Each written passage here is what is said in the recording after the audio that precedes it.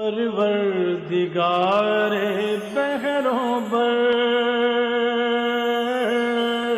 پروردگار بہروں بر۔ اعوذ باللہ من الشیطان الرجیم، بسم اللہ الرحمن الرحیم۔ ان اللہ وملائکتہ یصلون علی النبی یا ایہا الذین آمنوا صلوا علیہ وسلموا تسلیما۔ اللہم صل علی سیدنا و نبینا و شفیعنا و مولانا محمد وعلی آل محمد وبارک وسلم۔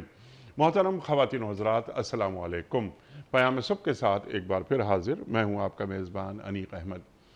خواتین و حضرات، قرآن کریم کے مختلف آیات پر ہمارے ملک کے جید علماء گفتگو فرماتے ہیں۔ گفتگو کیا فرماتے ہیں بلکہ قرآن کریم کا علم ہم تک منتقل کرتے ہیں کہ اللہ تعالیٰ قرآن کریم میں کیا بیان فرماتا ہے اور ان آیات کے معنی اور مفاہیم کیا ہیں۔ ہمیں قرآن کریم کا علم ملتا ہے اس لیے کہ اس علم کو حاصل کر کے اس پر عمل کیا جائے۔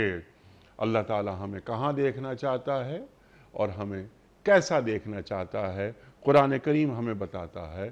خواتین و حضرات، اپنے علماء کے ہمیشہ شکر گزار رہتے ہیں کہ وہ تشریف لاتے ہیں اور ہمیں قرآن کریم سے قریب کر دیتے ہیں۔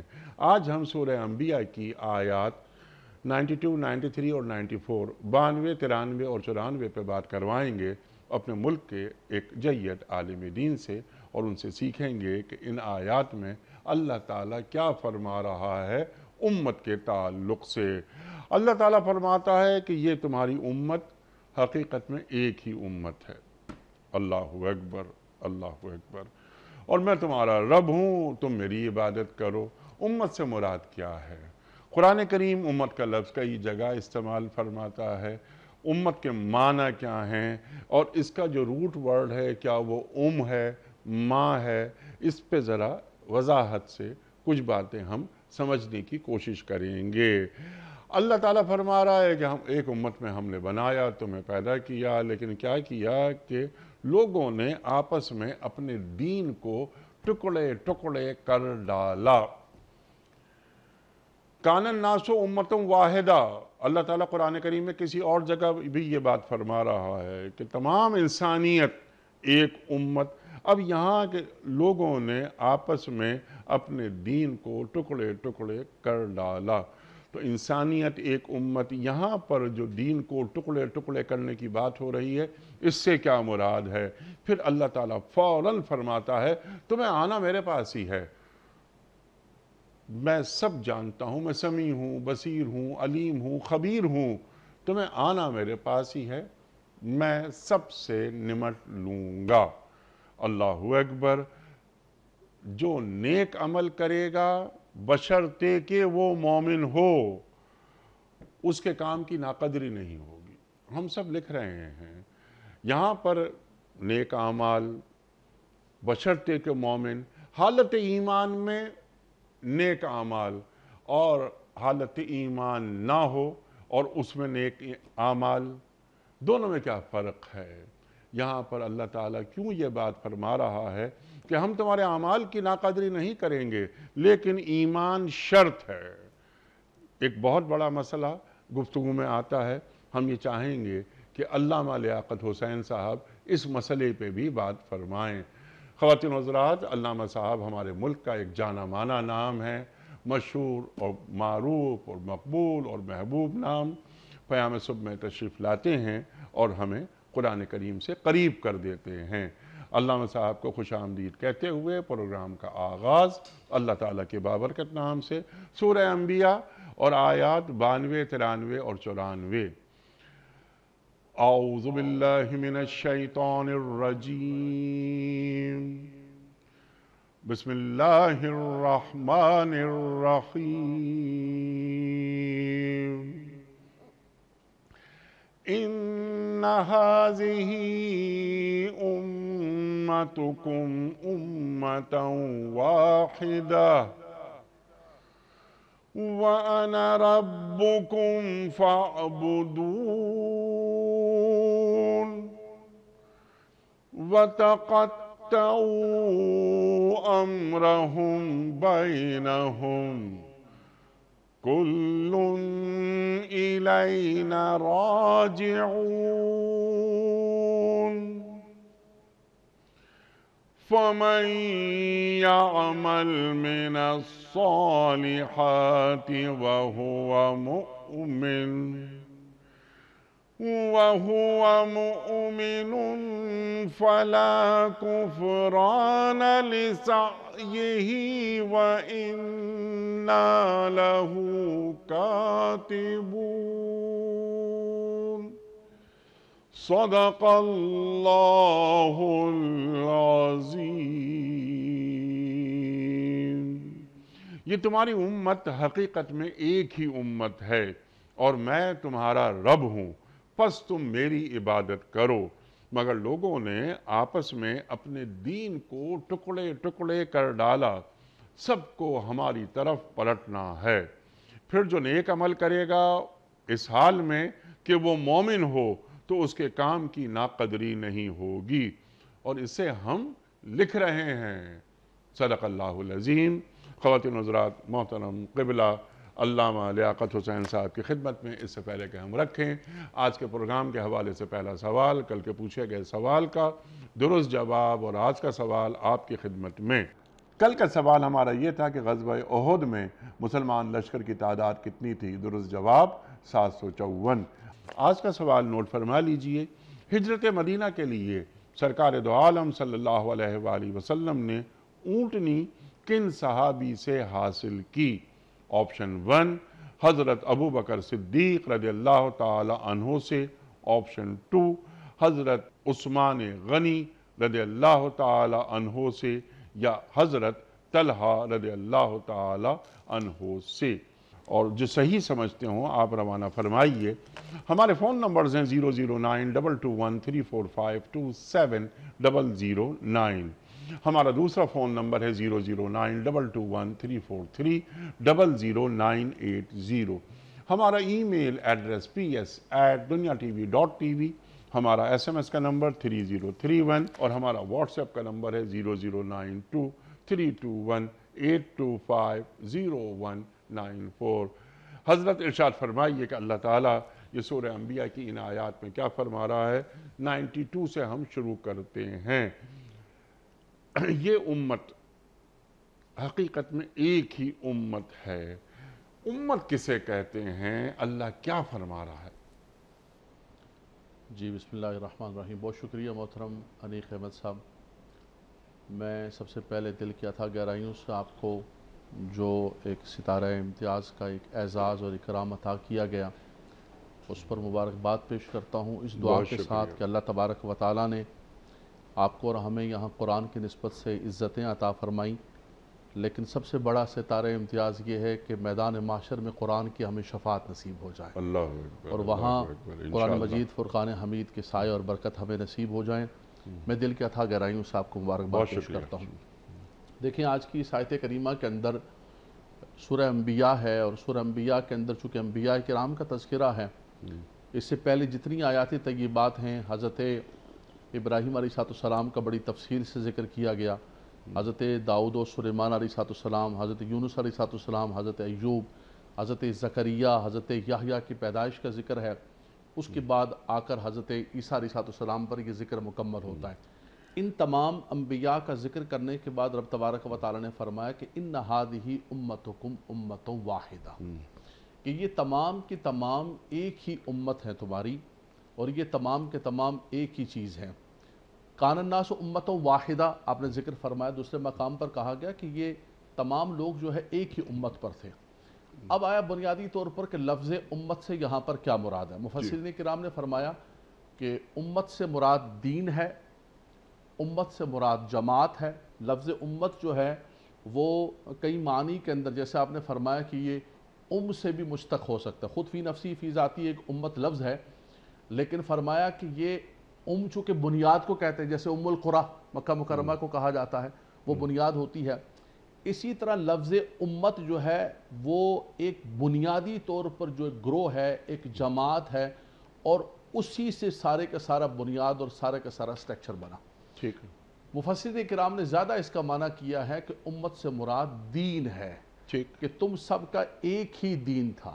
ٹھیک اس کی آگے شریعتیں پھر بنی، انبیاء کرام آتے رہے، ہر نبی کی اپنی اپنی شریعت تھی، اپنا اپنا طریقہ تھا۔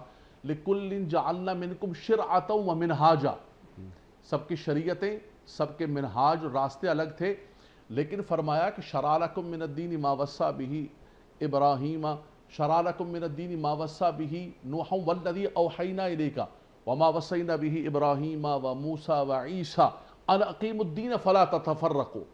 فرمایا رب تبارک و تعالیٰ نے تمہیں حکم دیا ہے کہ تم پر رب تبارک و تعالیٰ نے جو وحی فرمائی ہے، سارے انبیاء کا ذکر فرما کے فرمایا کہ اس دین کو قائم کرو، اور فَلَا تَتَفَرَّقُوا، فرمایا کہ کوئی فرقے پیدا نہ کرے۔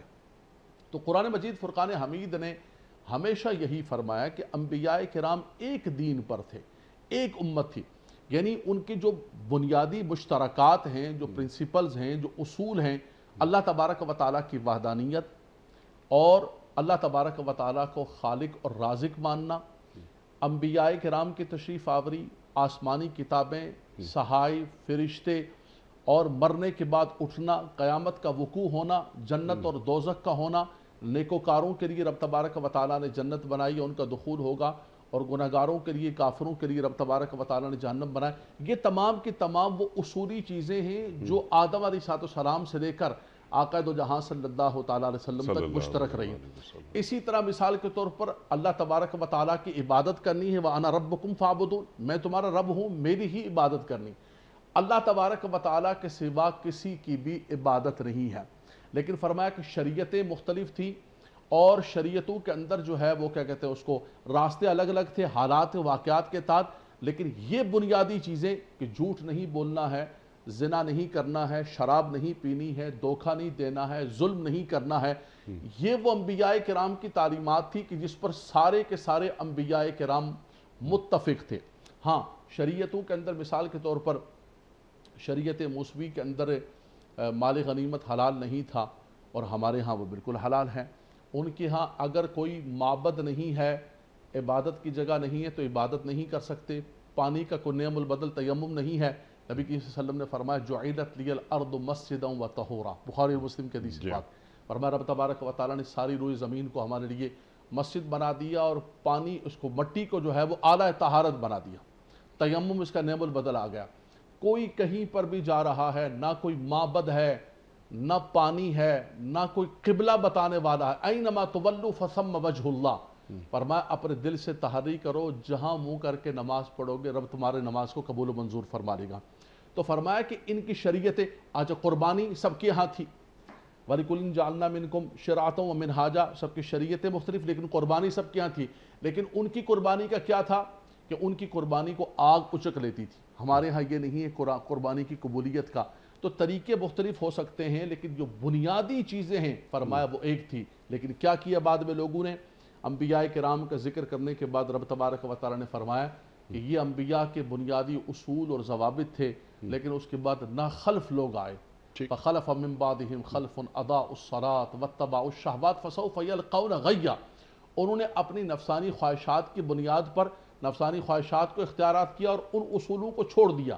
وَتَقَطَّعُوا أَمْرَهُمْ بَيْنَهُمْ، وہ کیا ہو گئے، انہوں نے فرقے بنا لیے، اور انہوں نے جماعتیں بنا لی، انہوں نے گروہ بنا لیے۔ نبی صلی اللہ علیہ وسلم نے فرمایا کہ بنی اسرائیل کے اندر 72 فرقے ہوں گے، بعض روایات کے اندر 71 آیا اور بعض کے اندر 72 فرقے ہوں گے۔ فرمایا میری امت کے اندر 73 فرقے ہوں گے۔ فرمایا بنی اسرائیل کے اندر جو جو گناہ ہوا ان گناہوں کی تفصیل کو بھی ذکر کیا، فرمایا کہ وہ سارے کے ساری میری امت پیچھے چل رہی ہوگی۔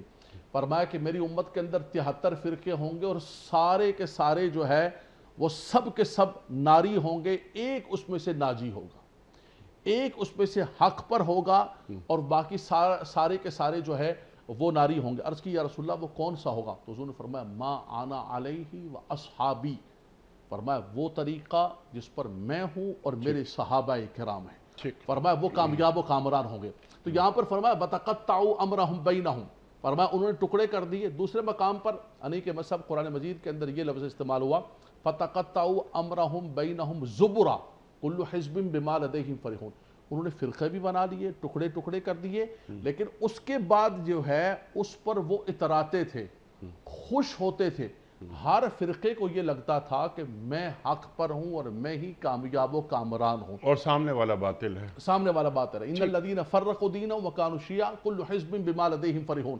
فرمایا ٹکڑے بنا کر وہ اقبال نے روتے ہوئے کہا تھا نا کہ اٹھائے کچھ ورق لالے نے، کچھ نرگس نے، کچھ گل نے، چمن میں ہر طرف بکھری ہوئی ہے داستاں میری. ہر طرف بکھر گئے اور ٹکڑے ٹکڑے ہو گئے. جو اللہ تعالیٰ کی منشا یہ نہیں، اور کان الناس امۃ واحدہ، پوری انسانیت کو ایک امت بنایا. ایک امت ٹھیک ہے نا، لیکن اس کے بعد کوئی گروہ در گروہ ہوتے چلے گئے. آج علامہ صاحب جو تصور امت، اس جانب انگلیاں اٹھائی جاتی ہیں کہ ہمارے پاس جو امت محمدیہ صلی اللہ علیہ وآلہ وسلم کا ایک تصور ہے. تصور کیا ہمارے ایمان کا حصہ ہے. تو تصور امت آج وہ کیا ہے، ذرا اس کی وضاحت کر دیجئے گا. اور سرکار دو عالم صلی اللہ علیہ وآلہ وسلم کی بعثت کے بعد جتنے لوگ دنیا میں تشریف لائے وہ امت محمدیہ صلی اللہ علیہ وآلہ وسلم کا حصہ ہیں. کچھ امت دعوت ہیں، اور ہم اور آپ جنہوں نے دین قبول کر لیا وہ امت اجابت ہیں. تو تصور امت کو ذرا واضح کر دیجئے، پھر میں آپ سے کنتم خیر امت اخرجت للناس پہ بات کرواؤں گا. دیکھیں آپ نے خوبصورت فرمایا کہ چونکہ امت کے اندر تو سب شامل ہیں. قرآن کی دعوت بھی عام ہے. قرآن مجید فرقان حمید نے یہی کہا کہ انزل فیہ القرآن ھدی للناس، کہ یہ ساری انسانیت کے لیے ہدایت بن کر آیا ہے. آقا دو جہاں صلی اللہ تعالیٰ علیہ وسلم وما ارسلناک الا رحمۃ للعالمین، سارے جہان کے لیے رب تبارک و تعالیٰ نے آپ کو رحمت بنا کر بھیجا، سارے جہان کے لیے بشیر و نذیر بنا کر بھیجا. تبارک الذی نزل الفرقان علی عبدہ لیکون للعالمین نذیرا، تمام عالمین کے لیے. تو بالکل یہ امت دعوت اور امت اجابت کی تقسیم کی بحمداللہ تعالیٰ جنہوں نے اس دعوت کو قبول کر لیا. لیکن آقا دو جہاں صلی اللہ تعالیٰ وسلم اور قرآن کی دعوت جو ہے وہ ایک عالمگیر ہے. امت دعوت کے اندر سب آتے ہیں. اب رہا امت اجابت کے اندر جو تفرقہ بازی ہے اور جو تقسیم در تقسیم ہے. اس سے پہلے تصور امت، آج 58 مسلمان ریاستیں موجود ہیں. مسلمان ریاستیں جو OIC کے ممبرز ہیں، لیکن جو تصور امت، بلکہ سوال میں یوں کرتا ہوں آپ سے کہ اللہ اور اللہ کے رسول صلی اللہ علیہ وآلہ وسلم دنیا کے تمام مسلمانوں کو جو اپنا تعلق اللہ سے جوڑتے ہیں، جو اپنا تعلق سرکار دو عالم صلی اللہ علیہ وآلہ وسلم سے جوڑتے ہیں، یہ سب ایک تسبیح میں پروئے ہوئے دانوں کی طرح ہیں. لا الہ الا اللہ محمد رسول اللہ پڑھتے ہیں. ایک تصور امت تو ایک پاکستان میں رہنے والا، ایک بنگلہ دیش میں رہنے والا، ایک ملیشیا میں رہنے والا، ایک ایران میں رہنے والا، ایک سعودیہ میں، علی ھذا القیاس 58 ریاستوں میں، یہ جو لا الہ الا اللہ محمد رسول اللہ، یہ جو ایک تسبیح ہے، اس لڑی میں ہم سب پروئے ہوئے ہیں. اور اس میں ہی کوئی تصور امت چھپا ہوا ہے. وہ تصور امت ہے کیا؟ اسلام تیرا دیس ہے، تو مصطفی ہے، اقبال کہہ گئے. ارشاد. بالکل اقبال نے یہی کہا کہ تو مصطفی ہے اور بتان رنگ و بو کو توڑ کر ملت میں گم ہو جا. نہ ایرانی رہے باقی، نہ افغانی، نہ تورانی، کوئی بھی باقی نہ رہے. اصل جو تصور ہے وہ امت کا تصور ہے. اور وہ امت کا تصور جیسے آپ نے فرمایا کہ کوئی کسی رنگ کا ہو، کسی نسل کا ہو، کسی زبان کا ہو، لیکن جب وہ لا الہ الا اللہ محمد رسول اللہ پڑھ کر امت کے اندر داخل ہو جاتا ہے تو اس کو جو اولیت و فوقیت دینی چاہیے وہ اپنے دین کو دینی چاہیے، نہ کہ اپنے وطن کو، نہ کہ جو ہے وہ اپنے رنگ و نسب کو، نہ زبان کو. آقا دو جہاں صلی اللہ تعالیٰ وسلم خطبہ حجۃ الوداع پہ ان تمام چیزوں کو توڑ کر اپنے پاؤں تلے روند کر تشریف لے گئے. فرمایا کہ جتنی ساری کی ساری دنیا کے اندر تقسیمیں ہیں، یہ جو زبان کی تقسیم ہے، رنگ کی تقسیم ہے، نسل کی تقسیم ہے، کہ یہ ایشین ہے، یہ افریقن ہے، کچھ بھی نہیں. فرمایا تم ایک ملت ہو، ایک امت ہو، تمہارا رب ایک ہے، تمہارے جد اعلیٰ آدم علیہ السلام ان ربکم واحد ان اباکم واحد، ایک ہے. تم نے اس ملت اور اس امت کے تصور کو نہیں توڑنا ہے. لیکن صورتحال یہ ہے کہ آج ہم ہر مفادات کے اندر بٹے ہوئے ہیں. ٹھیک وہ امت کا تصور ختم ہو چکا ہے۔ ٹھیک ہے، اقبال کہتے ہیں نا کہ مکے نے دیا خاک جنیوا کو یہ پیغام، جمعیت اقوام کے جمعیت آدم، تو جمعیت آدم کی بات دین کرتا ہے۔ لیکن ہم ذرا ایک تو دین کا تصور امت، میں چاہ رہا تھا کہ ذرا اس کی وضاحت فرما دیجئے، اور آج جو زمینی حقائق ہیں ان کی روشنی میں نیشن اسٹیٹ کا تصور آ گیا، باؤنڈریز میں ہم موجود ہیں، اپنی اپنی باؤنڈری میں رہتے ہوئے تصور امت پر کس طرح عمل ہو سکتا ہے؟ بالکل آپ صحیح فرما رہے ہیں کہ ہم اس وقت باؤنڈریز کے اندر اور اس تقسیم کے اندر اگرچہ منقسم ہیں، لیکن ایک مسلمان کو نبی کریم صلی اللہ علیہ وسلم نے فرمایا کہ وہ جسد واحد کی طرح ہے۔ پوری دنیا کا مسلمان وہ کہیں کا بھی رہنے والا ہو، جیسے مثال کے انسان کے سر میں درد ہوتا ہے تو حضور نے فرمایا کہ اس کے تمام بدن کے اندر درد ہوگا، اس کی آنکھ میں درد ہوگا تو یہ نہیں کہ اس کی آنکھ میں درد ہوگا، اس کے پورے بدن کو تکلیف پہنچے گی۔ اگرچہ ان سرحدات کے اندر، ان باؤنڈریز کے اندر ہم باؤنڈ ہیں، لیکن اس کے باوجود ایک مسلمان کو حکم یہ ہے کہ وہ کہیں کا رہنے والا ہو، نیل کے ساحل سے لے کر تا خاک کاشغر، کہاں کا رہنے والا ہو، ایک مسلمان کو تکلیف ہوتی ہے تو اس کے درد میں اور اس کی پریشانی کے اندر۔ آج دیکھیں نا، ہندوستان کے مسلمان کا اگر گھر جلتا ہے اور ہندوستان کے مسلمان کے ساتھ زیادتی ہوتی ہے تو ہم یہاں پر بیٹھ کر کیوں تڑپ رہے ہوتے ہیں؟ ہمارا کلیجہ کیوں پھٹ رہا ہوتا؟ ہم کہیں جی ٹھیک ہے، ہم یہاں پر بیٹھے ہوئے اپنے وطن کے، نہیں، فرمایا وہ اگرچہ باؤنڈریز الگ ہیں لیکن ہمارا مسلمان بھائی ہے۔ فلسطینیوں پر اور کشمیریوں پر ہونے والے اس ظلم کے اندر جو ہے اپنے اپنے تہیں، انیق صاحب آپ بھی آواز بلند کرتے ہیں، ہم بھی آواز بلند کرتے ہیں، ایک بات کرتے ہیں، وجہ کیا ہے؟ وہ امت کا تصور ہے کہ اس ساری چیزوں کے حدود و قیود کے ہونے کے باوجود تم نے ایک مسلمان کو مسلمان کا بھائی سمجھ کے امت کا ایک تصور، اور اگر یہ جو آپ نے بات کیا OIC کے سارے ممالک ہیں، اگر یہ اس چیز پر قائم دائم ہو جائیں، آپ یقین کیجئے تو یہ جو مسلمانوں کا اس وقت لہو بہایا جا رہا ہے پوری دنیا کے اندر، شام سے لے کر، عراق سے لے کر، لیبیا سے لے کر، یمن سے لے کر، برما سے لے کر، فلسطین و کشمیر سے لے کر افغانستان تک، یہ اگر اس چیز پر جمع ہو جائیں کہ ہم سب ایک ملت ہیں، ہم سب ایک امت ہیں۔ وہ اقبال نے بستر مرگ سے ایک ربائی کہی تھی نا، کہا کسی نے کہ بھائی ہم سب جو ہیں سب کے سب یہاں رہتے ہیں، ہم سب وطن ایک ہونے کی وجہ سے۔ انہوں نے کہا وطن کی بنیاد پر ملت نہیں بنتی ہے، اگر وطن کی بنیاد پر ملت بنتی تو حضور بھی مکہ کے اندر رہنے والے تھے، ابو لہب اور ابو جہل بھی مکہ کے اندر۔ قومیں جو بنتی ایمان سے بنتی ہیں، اوطان سے نہیں بنتی۔ سرود بر سر ممبر کے ملت از وطن است اور چی بے خبر ز مقام محمد عربی بمصطفیٰ برسان خیش را کے دی ہما اوست گھر بہو نہ رسیدی تمام بول آبست۔ آپ نے فرمایا کہ غلامی مصطفیٰ سے، دین سے، اور اس کی بنیاد پر ملت بنتی ہے اور امت بنتی ہے۔ آج وہ تصور جو اقبال نے خاص طور پر اس مصرے کے اندر فرمایا، انیق بھائی، وہ ختم ہو چکا ہے۔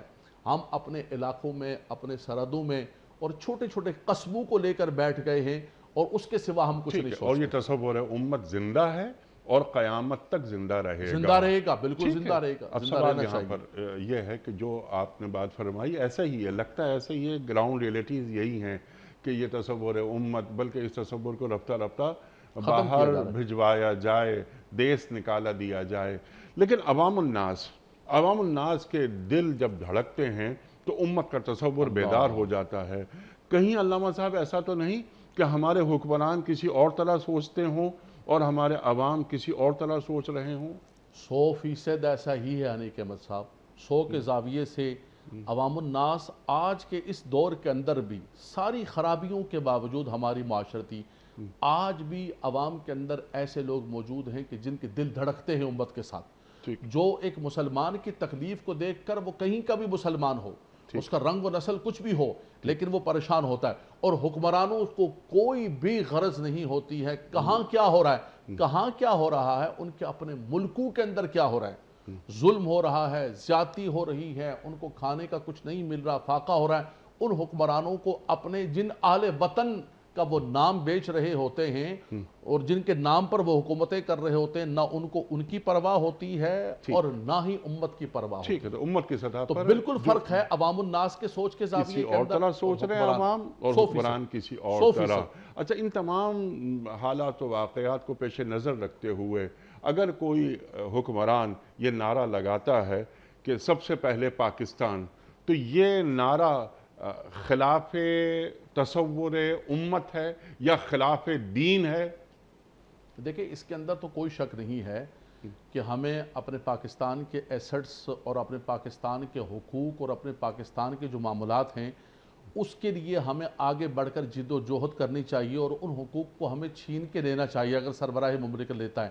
لیکن اگر وہ یہ کہتا ہے کہ کوئی مرتا ہے تو مرے، کسی کو نقصان پہنچتا ہے تو پہنچے، مجھے کچھ نہیں ہے، مجھے صرف اپنے ملک کو دیکھنا ہے، تو یہ امت تصور کو ختم کر رہا ہے. اپنے پڑوسی ملک اگر اسلامی ریاست یعنی افغانستان، مسلمان ہمارے کلمہ گو بھائی، اگر ان کو شہادت تک پہنچا دیتا ہے، ان کا خون بہا دیتا ہے، اور اگر وہ یہ کہتا ہے کہ سب سے پہلے پاکستان، تو کیا اس نعرے کو دین قبول کرتا ہے؟ دیکھیں انیک احمد صاحب، جس کی طرف آپ اشارہ کر رہے ہیں اس کی طرف تو میں آگے بڑھوں گا تو کلیجہ پھٹے گا کہ ہم نے صرف یہ نعرہ نہیں لگایا کہ سب سے پہلے پاکستان، ہم نے ان کے خون کو ڈالروں کے عوض بیچا ہے. اللہ اکبر. ان اپنے مسلمان بھائیوں کو پکڑ کر ان کے خون اور ان کے سودے کو، ان کے جسم کو ہم نے اس کے عوض ڈالر لیے ہیں. جی. اور ہم یہ لوگوں کو یہ باور کراتے رہے کہ دیکھیں ہمارے ملک کی معیشت کتنی اونچی جا رہی ہے. جی. اور تصور ڈالر امت کا پر ڈالر بڑھتا جا رہا ہے. امت پر ہم نے خط تنسیق خط پھیر دیا. تنسیخ تباہ و برباد کر اچھا، دیا. اب علامہ صاحب آپ یہ فرمائیے کہ آج کے حالات و واقعات کو مد نظر رکھتے ہوئے اپنے ملک میں رہتے ہوئے تصور امت کو بحال کیسے رکھا جا سکتا ہے؟ یہ بڑی خوبصورت بات فرمائی آپ نے انیک احمد صاحب. بالکل یقیناً اس وقت دنیا کی تقسیم جو ہے وہ باؤنڈریز اور حدود و قیود کے ساتھ ہے، اس کو ختم نہیں کیا جا سکتا ہے.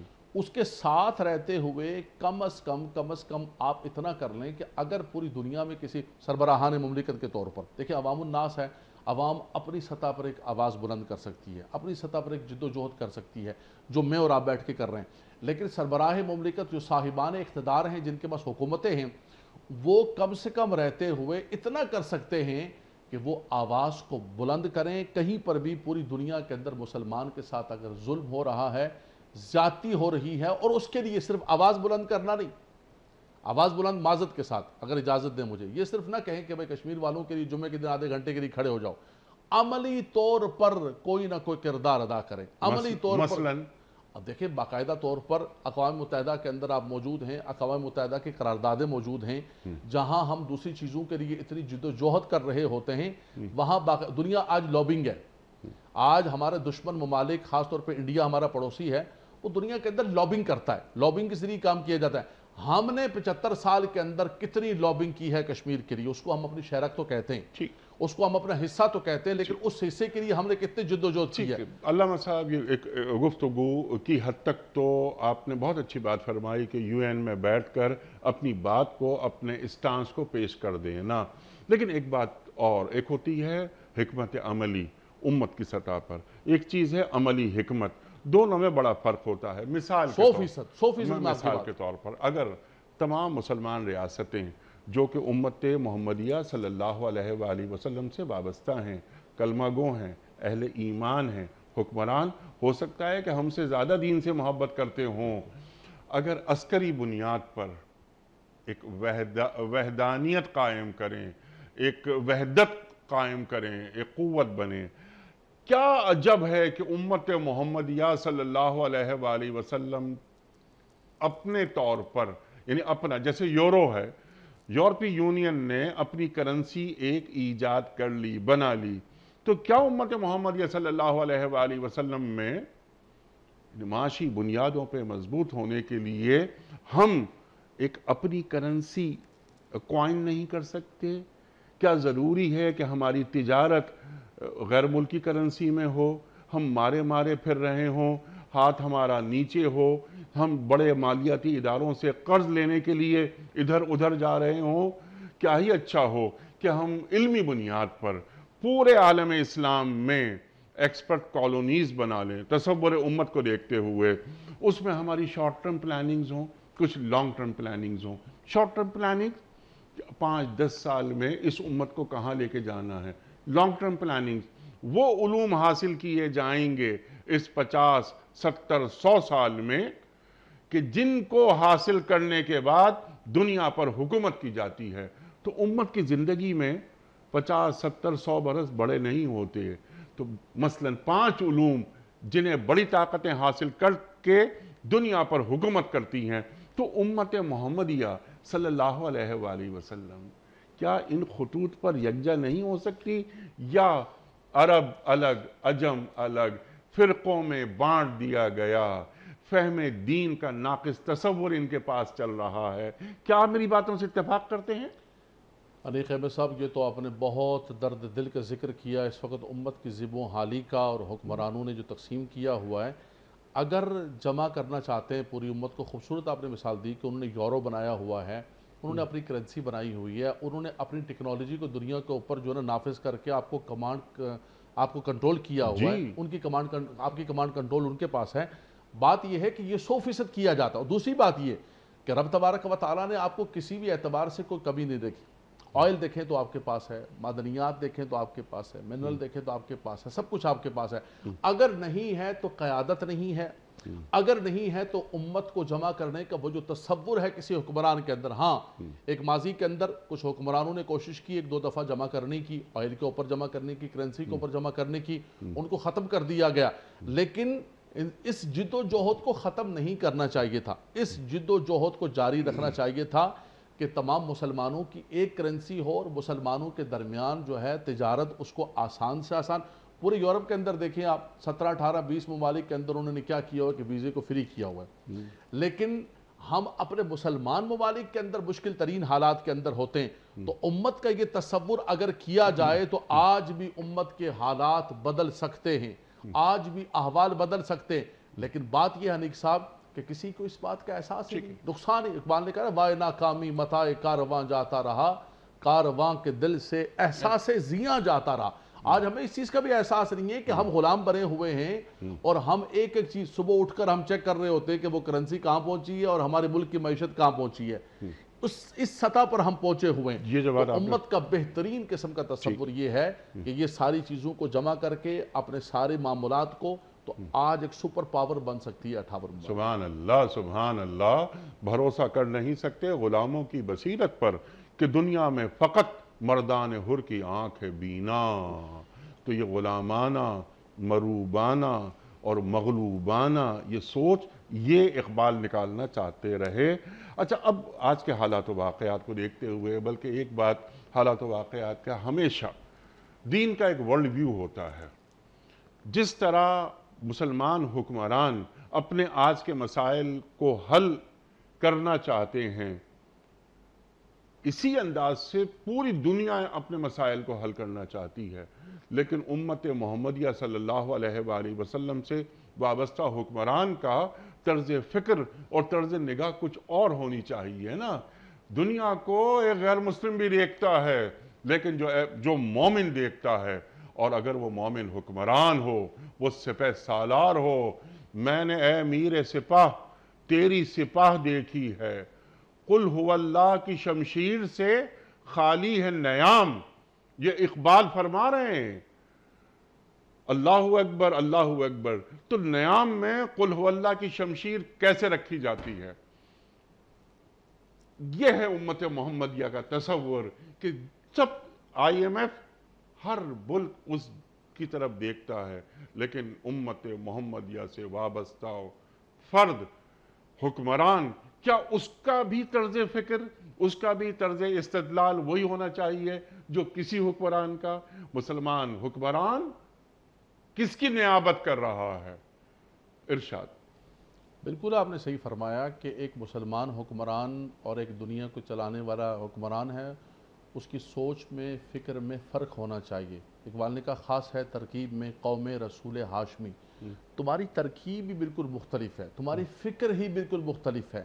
تمہیں پتہ ہے کہ اس دنیا کے اندر لوگوں کی منفعت کے لیے مجھے بھیجا گیا۔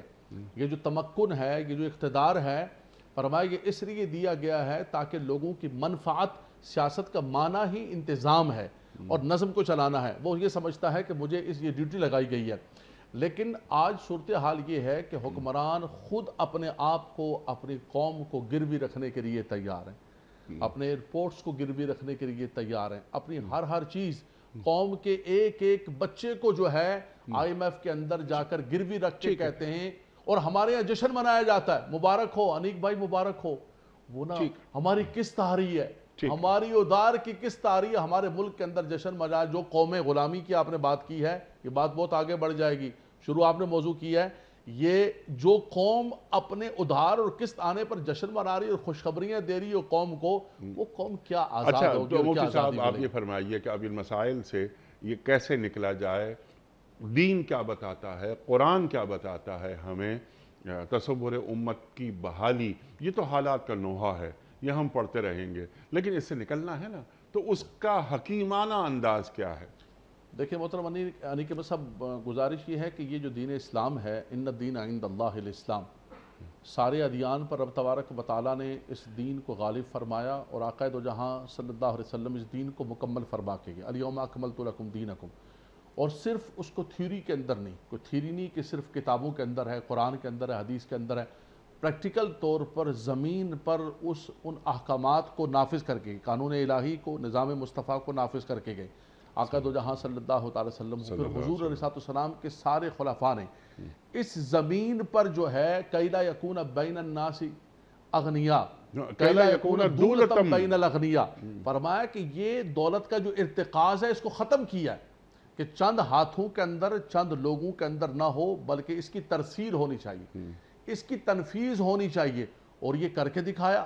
قیصر و کسریٰ جب فتح ہوتا ہے، دولت کے انبار لگے ہوئے، ہر ایک کو بھی حصہ دینے کے بعد آوازیں دی جا رہی ہیں کہ ہے کوئی بھائی حصہ لینے والا، تو پتہ چلا کہ زمین پر عدل کا نظام نافذ ہو سکتا ہے اگر ہمارے حکمران کرنا چاہیں۔ ایسا نہیں ہے کہ صرف ہماری تقریروں میں، ہماری کتابوں میں، ہماری تھیوری میں، ہماری صرف جو ہے مقالہ جات کے اندر یہ سارے کا سارا موجود ہے، عملی طور پر نہیں، عملی طور پر خلفائے راشدین نے نافذ کر کے دکھایا۔ سبحان اللہ، برٹش سبحان آج بھی اللہ۔ کہتے ہیں کہ جب تک عمر لاس کو نہیں لے کر آؤ گے تمہارا یہ سوشل نظام مکمل نہیں ہو سکتا۔ یعنی کہ عدل کا نظام مسلمان ریاستوں میں قائم ہوتا ہے تو تصور امت قریب ہوتا ہے، بحال ہوتا ہے۔ بالکل پہلی بنیاد ہے، عدل ایک ایسی چیز ہے، عدل انصاف ایک ایسی چیز ہے کہ جو بنیاد ہے اس نظام کی جو رب تبارک و تعالیٰ نے عطا فرمایا کہ زمین پر عدل قائم کرو، لوگوں کے درمیان عدل قائم کرو۔ یہ اگر شروع ہو جاتا ہے تو میں سمجھتا ہوں کہ امت کا تصور اس کی بنیاد ہو جائے گی،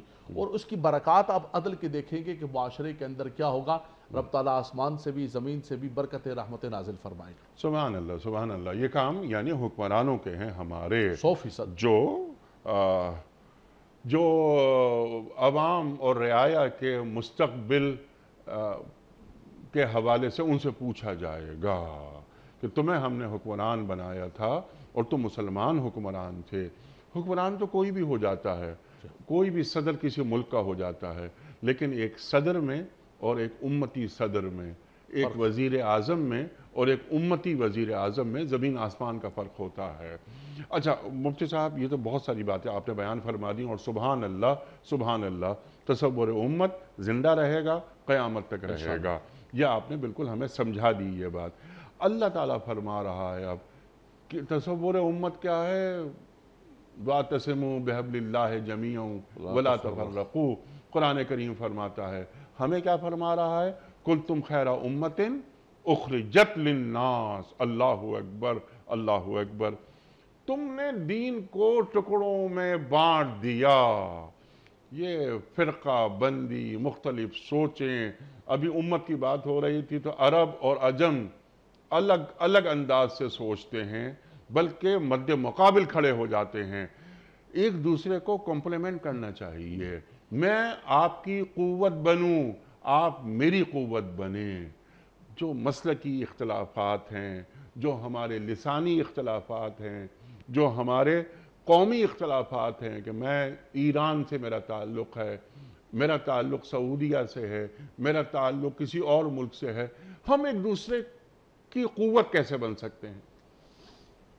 دیکھیں آپ نے بالکل صحیح فرمایا کہ نبی کریم صلی اللہ علیہ وسلم نے یہی فرمایا تھا کہ تم فرقوں کے اندر نہ بٹ جانا، جیسے بنی اسرائیل فرقوں کے اندر، گروہوں کے اندر بٹ گئے تھے، اور آقا دو جہاں صلی اللہ تعالی وسلم کی نصیحت فرماتے ہوئے امت کو تشریف لے گئے، اور قرآن نے بار بار کہا کہ تم جو ہے فلا تفرقوا، تم تفرقوں کے اندر نہ پڑنا، لیکن یہ بھی بتایا تھا کہ یہ امت جو ہے تفرقوں کے اندر پڑے گی، اس کا اصول جو بیان کیا ہے، دیکھیں ہم قرآن کی بات کر رہے ہیں، قرآن کا سبق لے کے بیٹھے ہوئے ہیں، قرآن نے ہمیں یہی کہا کہ وَاعْتَصِمُوا بِحَبْلِ اللَّهِ جَمِيعًا وَلَا تَفَرَّقُوا۔ تو حبل اللہ کیا ہے؟ حبل اللہ ای القرآن، فرمایا اللہ کا پاکیزہ کلام جو ہے وہ حبل اللہ ہے، اور قرآن کے ساتھ نبی کریم صلی اللہ علیہ وسلم کی حدیث طیبہ جب تک نہیں ہوگی تو ہمیں قرآن سمجھ میں نہیں آئے گا۔ اور اللہ کے نبی صلی اللہ علیہ وسلم نے خاص طور پہ خطبہ حجۃ الوداع میں فرمایا میں قرآن اور حدیث چھوڑ کے جا رہا ہوں اور آل بیت اطہار کو چھوڑ کے جا رہا ہوں۔ تو آج امت نے قرآن و حدیث کو بھی چھوڑ دیا، رسول اللہ صلی اللہ علیہ وسلم کی سیرت کو بھی چھوڑ دیا، صحاب ما انا علیہ و اصحابی، اللہ اکبر، صحابہ کرام کا کتنا درجہ ہے۔ دیکھیں یہ ہمارے پاس قرآن پہنچا ہے، رسول اللہ کی حدیث پاک پہنچی ہے، یہ کیسے پہنچے ہے صاحب؟ اس کا روٹ کیا ہے؟ چلتے چلتے صحابہ کرام ہیں۔ اگر صحابہ کرام کی ذات بابرکات پر کوئی بات کر دے تو یہ تو دین کا سٹرکچر، جی دین کی بنیاد، دین کی اساس، جنہوں نے جمع قرآن کیا، جنہوں نے جمع قرآن کی مشاورت دی، جنہوں نے یہ سارے کی ساری بنیاد رکھی، پھر تو آپ کا سارے کا سارا دین ڈھہ گیا۔ تو ہمیں ان چیزوں پر جمع ہونا ہوگا جو نبی کریم صلی اللہ علیہ وسلم کی سیرت، صحابہ کرام، خلفاء راشدین، علیکم بسنتی و سنت خلفاء راشدین المہدیین، فرمایا جب تک اس پر قائم نہیں ہوں گے یہ امت کا تصور ختم نہیں ہو سکتا۔ اور دوسری بات یہ ایک پریکٹیکل بات یہ ہے، چلیں ٹھیک ہے جی آپ نے ان فرقوں کے اندر، ان جماعتوں کے اندر، فلاں کے اندر فلاں کے اندر تقسیم کر لیا ہے۔ قرآن یہ کہتا ہے نا کہ یار کچھ مشترکات پر آ جاؤ، یہ تو یہود و نصارہ کو بھی کہا تھا کہ مشترکات پر آ جاؤ، ان کو قرآن دعوت دے رہا ہے، تو کیا امت مسلمہ جو ہے کچھ مشترکات پر نہیں آ سکی؟ لیکن اگر آپ اجازت دیں، بڑی بات کر دی آپ نے، بڑی بات کر دی آپ نے، نام بھی لے لیے، اگر آپ دنیا کے اندر لابیز اور دنیا کے اندر جو ہے پراکسی وار لڑیں گے اور پیسہ پھینکیں گے صرف اپنی فرقہ واریت کو بڑھانے کے لیے، ٹو کنٹریز دنیا کے اندر میرا اثر و رسوخ مسلمانوں پر کیسے، میرا اثر و رسوخ، اور اس کا میدان جنگ 40 سال سے پاکستان بنا ہوا ہو، اس کا حل یہ ہے کہ دین کو کھلواڑ نہ بنائیں، دین کے نام پر پراکسی وار نہ لڑیں، اور دین کے نام پر یہ پیسہ پھینک کے، یہ تو باقاعدہ طور پر سربراہ مملکت نے کہا کہ ہمیں تو یہ باقاعدہ طور پر کہا جاتا تھا کہ یہ تم کرو۔ یہ آپ نے بہت قرآنی حل، اس کا جو قرآنی حل آپ نے بیان فرمایا، اہل کتاب سے کہا جا رہا ہے تعالوا الی کلمۃ سواء بیننا و بینکم اللہ نعبد الا اللہ، آؤ جو چیزیں کامن ہیں اس پہ اشتراک کر لیتے ہیں۔ یہود اور نصارہ سے بھی یہ بات کہی جا رہی ہے، تو یہود اور نصارہ سے تو ہمیں امید ہے کہ ہم کامن چیزوں پہ اشتراک کر لیں گے، لیکن اگر میرا اور آپ کا مسلکی اختلاف ہے، لسانی اختلاف ہے، ہم ایک امت سے وابستہ ہیں، میں آپ کی بات سننا پسند نہیں کرتا اور آپ میری بات سننا پسند نہیں کر رہے، پورے عالم اسلام میں مجموعی طور پر بائی اینڈ لارج اللہ اکبر، تو گلے کاٹ رہے ہیں، جی گلے کاٹے قیادت کی بھی کمی ہے کہ ہمارے پاس قیادت نہیں ہے امت کی سطح پر، وہ نگہ بلند، سخن دل نواز، جاں پرسوز، یہی ہے رخت سفر میر کارواں کے لیے، تو میر کارواں نہیں ہے، وہ کیسے پیدا ہوگا؟ وہ بھی ایک لیکن کچھ کام کرنے پڑتے ہیں، اور الحمدللہ امت میں کام ہو رہا ہے، رفتہ انشاءاللہ ہم اس منزل میں پہنچیں گے، وہاں تک پہنچیں گے جہاں اللہ اور اللہ کے رسول صلی اللہ علیہ وآلہ وسلم ہمیں دیکھنا چاہتے ہیں۔ نکل کے صحرا سے جس نے روما کی سلطنت کو الٹ دیا تھا، سنا ہے میں نے یہ قدسیوں سے وہ شیر پھر ہوشیار ہوگا، سبحان اللہ، اقبال فرما رہے ہیں نا، لیکن اپنے حصے کا کام کرنا چاہیے، اپنے حصے کی شمع جلانی چاہیے۔ اللہ اکبر۔ مفتی صاحب لاسٹ منٹ جاری ہیں، یہاں اللہ تعالیٰ فرما رہا ایک بہت بڑا ایک تصور ہے جو یہاں پھیلایا بھی جاتا ہے جانتے بوجھتے، کہ نیک عمل کریں اللہ اجر دے دے گا، اس کے لیے کوئی اہل ایمان ہونا ضروری نہیں۔ اللہ یہاں فرما رہا ہے وضاحت کے ساتھ، جو نیک عمل کرے گا اس حال میں کہ وہ مومن ہو تو اللہ اس کے کام کی ناقدری نہیں کرے گا۔ تو نیک اعمال اور ایمان اس کا کیا تعلق ہے آپس میں؟ بالکل اس آیت کریمہ کے اندر یہی فرمایا کہ وَمَن يَعْمَلْ مِنَ الصَّالِحَاتِ وَهُوَ مُؤْمِنٌ، فرمایا کہ جو بھی بندہ نیک اعمال کرے گا لیکن اس کے ساتھ شرط یہ ہے بنیادی طور پر، یہ قرآن مجید فرقان حمید نے ہر مقام پر شرط لگائی، جی فرمایا کہ جب تک وہ مومن نہیں ہوگا اس وقت تک ایمان ایک بنیاد ہے، ٹھیک، ایمان ایک اساس ہے، ایمان کے بغیر کوئی بھی عمل، کوئی شخص چیریٹی کرتا ہے، کوئی حقوق العباد کو پورا کرتا ہے، کوئی اچھا کرتا ہے، اس کو دنیا کے اندر اس کا اجر دے دیا جائے گا. آخرت کا جہاں تک معاملہ ہے رب تبارک و تعالیٰ کے بارے ان الینا راجعون، وہ جو لوٹ کر جانا ہے اور وہاں جا کے حساب کتاب ہوگا میزان عمل پر، اس کے لیے شرط یہ ہے کہ آپ جو ہے عمل صالح کے سے پہلے ایمان لے کر آئیں. اور دیکھیں یہ آیت کریمہ جو ہے کتنی حوصلہ افزا بھی ہے ہمارے لیے کہ رب تبارک و تعالیٰ فرما رہا ہے کہ تم کوئی بھی عمل کرو گے، رب تبارک و تعالیٰ فلا کفران لسعیہ، فرمایا تمہاری اس سعی کو، کوشش کو رب تبارک و تعالیٰ کے ہاں ناقدری نہیں کی جائے گی، اس کو اکارت نہیں کیا جائے گا. من یعمل مثقال ذرۃ خیرا یرہ، ایک ذرے کے برابر بھی اگر انسان خیر کرتا ہے. ومن اراد الآخرۃ وسعى لها سعیها وهو مؤمن فاولئک کان سعیہم مشکورا، فرمایا کہ جو بھی آخرت کے لیے سعی کرے گا بشرطے کہ وہاں بھی یہ فرمایا بشرطے کہ وہ کیا ہو، مومن ہو. من عمل صالحا من ذکر او انثى وهو مؤمن فلنحینہ حیاتا طیبہ، وہاں بھی رب تبارک و تعالیٰ نے فرمایا. اور ساتھ یہ بھی فرمایا کہ وہ کسی زبان کا، جیسے امت کی ہم بات کر رہے ہیں، وہ کسی زبان کا ہو، کسی علاقے کا ہو، کسی جنس کا ہو، مرد ہو عورت ہو، یہ نہیں فرق کیا جائے گا. کوئی بھی نیک عمل کرے گا رب تبارک و تعالیٰ، بلکہ کئی مقامات پر تو ایسا آیا کہ کئی گنا بڑھا کر اس کو عطا کیا جائے گا. اللہ بڑا قدردان ہے. انفاق کے لیے فرمایا گیا، انفاق کرنے والوں کے لیے، دوسری چیزوں کے لیے تو فرمایا فلا کفران لسعیہ، اس کی سعی کو، کوشش کو. لیکن فرمایا جس نے ایمان نہیں لے کر آیا، فرمایا کہ اس کی سعی، اس کی کوشش، کوئی بھی اس کا عمل جو ہے وہ اللہ کی بارگاہ کے اندر قبول و منظور نہیں ہوگا. تو وہ غیر مومن افراد جو نیک اعمال کرتے ہیں ان کا جو ریوارڈ ہے وہ کب ملے گا انہیں؟ یہی کہا جاتا ہے، مفسرین کرام یہی فرماتے ہیں کہ کوئی بھی شخص اگر دنیا کے اندر ایمان کے بغیر کوئی بھی اچھا عمل کرتا ہے، رب تبارک و تعالیٰ اس کا ریوارڈ دنیا کے اندر ہی دے دیتا ہے. ٹھیک. اور بندہ مومن کو یہ کہا گیا کہ تم نے آخرت کا انتظار کرنا ہے اور آخرت کے اندر تمہیں عطا کیا جائے گا. لیکن فرمایا کلا بل تحبون العاجلہ وتذرون الآخرہ، انسان کہتا ہے جو جلدی آنے والی چیز ہے، جو دکھنے والی چیز ہے، جو دکھتا ہے وہ بکتا ہے، وہ تو پہلے میں لے لوں. فرمایا تم انتظار کرو میدان معاشر کا، تم انتظار کرو قبر کا. تمہاری قبر جو ہے وہ روضۃ من ریاض الجنہ، ان تمہارے نیک اعمال کی بنیاد پر بنا دی جائے گی. کافر کو، غیر مومن کو دنیا کے اندر ریوارڈ مل جاتا ہے. سبحان اللہ. کیونکہ اللہ تعالیٰ عادل ہے، عدل کرتا ہے، نوازتا ہے. ایمان نہیں ہے لیکن دنیا ہی میں تمہیں دے دوں گا. ایک آپ کی بات سے ایک بات یاد آ گئی. ابراہیم علیہ السلام نے جب دعا مانگی وَإِذْ قَالَ إِبْرَاهِيمُ رَبِّ اجْعَلْ هَٰذَا بَلَدًا آمِنًا وَارْزُقْ أَهْلَهُ مِنَ الثَّمَرَاتِ مَنْ آمَنَ مِنْهُمْ بِاللَّهِ وَالْيَوْمِ الْآخِرِ، خدایا ان کو پھل دینا کہ جو تجھ پر اور آخرت پر ایمان لائے. سبحان اللہ. رب تعالیٰ نے فرمایا کہ میرے خلیل یہ نہ کہو وَمَنْ كَفَرَ فَأُمَتِّعُهُ قَلِيلًا ثُمَّ أَضْطَرُّهُ إِلَىٰ عَذَابِ النَّارِ. فرمایا جو کفر بھی کرے گا دنیا کے اندر برتنے کے لیے ہم اس کو دیں گے، جو سعی کرے گا وَأَن لَيْسَ لِلْإِنسَانِ إِلَّا مَا سَعَىٰ، وَأَن لَيْسَ لِلْمُسْلِمِ نہیں، وَأَن لَيْسَ لِلْإِنسَانِ.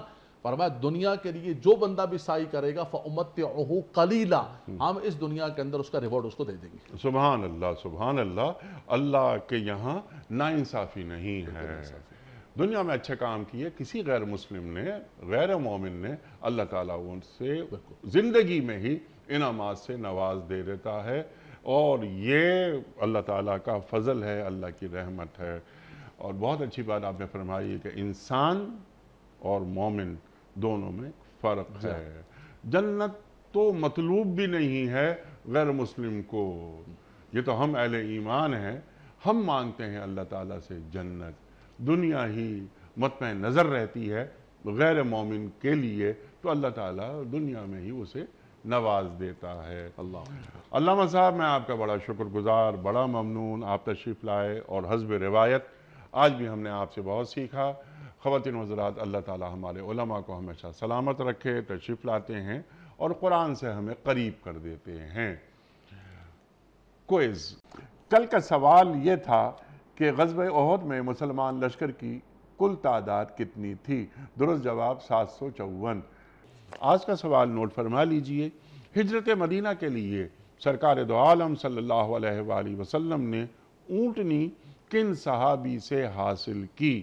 آپشن 1 حضرت ابو بکر صدیق رضی اللہ تعالی عنہ سے.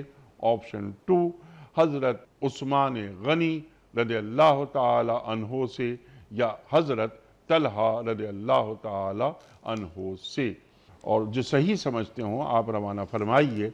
ہمارے فون نمبرز ہیں 00922142527 ہمارا دوسرا فون نمبر ہے 009221343009880 ہمارا ای میل ایڈریس ps@dunyatv.tv ہمارا SMS کا نمبر 3031 اور ہمارا واٹس ایپ کا نمبر ہے 009232182509194۔ حضرت ایک پرچی نکال کر اعلان فرما دیجئے، آج کے ونر کے نام کا اعلان آپ فرمائیں گے۔ سراج رشید حیدرآباد۔ سراج رشید صاحب حیدرآباد سے آپ کی خدمت میں دنیا ٹی وی کی جانب سے دینی کتب پر مشتمل گفٹ ہیمپر آپ کے گھر بذریعہ کوریئر روانہ کیا جا رہا ہے۔ آپ کو بہت بہت مبارک ہو۔ پیام صبح کا اختتام ہوتا ہے روزانہ ایک قول پر، اور وہ قول ہوتا ہے صاحب نہج البلاغہ امیر المومنین حضرت علی مرتضیٰ کرم اللہ وجہہ کا۔ آپ فرماتے ہیں قرآن کا علم حاصل کرو کہ وہ بہترین کلام ہے۔ قرآن کا علم حاصل کرو کہ وہ بہترین کلام ہے۔ سبحان اللہ سبحان اللہ۔ اپنے میزبان انیق احمد کو کل تک کے لیے اجازت دیجیے۔ خدا حافظ۔ پروردگار